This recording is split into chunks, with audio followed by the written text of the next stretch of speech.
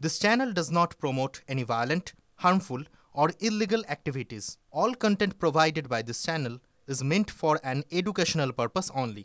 Top quality और consistent performance के लिए सिर्फ सिल्वर पंप नाम याद रखना।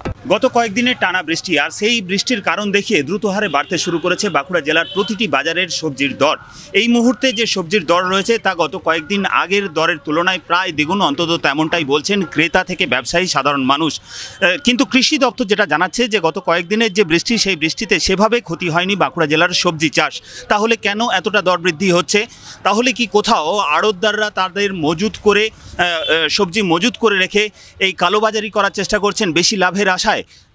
টাস্কফোর্সের ভূমিকাই বা কি, তা নিয়ে কিন্তু প্রশ্ন উঠতে শুরু করেছে সাধারণ মানুষ থেকে শুরু করে ব্যবসায়ী। হঠাৎ করে কিন্তু দামটা বেড়ে গেল। বেগুনটা অনেক কম দাম ছিল, হঠাৎ করে দেখছি একদম 60-70 টাকা কেজি হয়ে গেছে। এই সময় হয়তো ওরা স্টকটাকে আটকে রেখেছে, সাধারণ মানুষকে বোকা বানানোর জন্য হয়তো কিছু কিছু ক্ষেত্রে তারা দামগুলোকে বলছে বেড়ে গেছে। পটল ছিল 30 টাকা, এখন 40 টাকা হয়েছে। ঝিঙে ছিল আগে 40 টাকা, এখন 60 টাকা হয়েছে। শশা ছিল আগে 40-50 টাকা, এখন শশা হয়েছে 70 টাকা। জলের জন্য নষ্ট হয়ে গেছে। উন্নিপর তো 4 দিন টানা বৃষ্টি হয়ে গেলো, সবজি নষ্ট হয়েছে। ইনিশিয়ালি কিছুটা জল হয়েছিল, বৃষ্টি হয়েছিল যখন, কিন্তু আমরা যখন ইন্সপেকশনে যাই পুরো জলটাই তার পরের দিন নেমে যায়।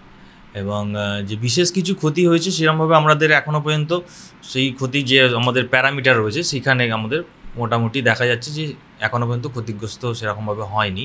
এই পরিস্থিতিতে সাধারণ মানুষ কার্যত এই চড়া দরের সবজি কিনতে রীতিমতো নাকাল হচ্ছেন।